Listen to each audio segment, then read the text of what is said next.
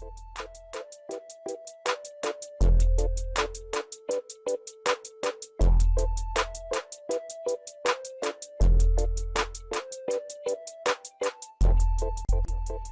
থেকে প্রশিক্ষণ নিয়ে ভাগ্যের চাকা সচল করেছেন শত শত বেকার যুবক। রিটন মজুমদারের ক্যামেরায় বিস্তারিত জানাচ্ছেন কাজী মাহফুজুল হক।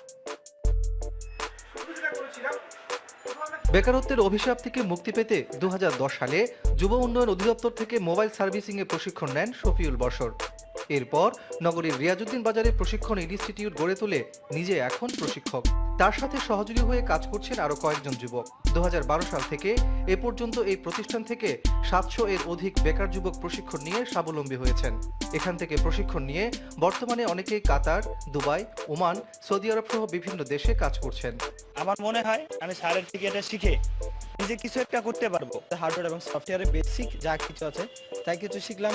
ভালো একটা জায়গায় জব পাইছি, সেখানে কাজ করতেছি। যে কাজ শিখে মোটামুটি আল্লাহর রহমতে খুব ভালোই ইনকাম করছি, মোটামুটি সাফল্য।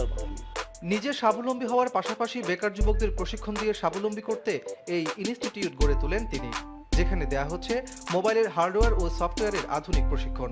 বাংলাদেশ সরকার চাচ্ছে কারিগরি শিক্ষাকে প্রাধান্য দিয়ে দেশকে ডেভেলপ করার জন্য, যেমনটা চীনে সমৃদ্ধ হয়েছে। তো আমরা আশা করি আমাদের যে টেকনিক্যাল সাপোর্ট আছে এটা দিয়ে আমরা সামনে এগিয়ে যাব।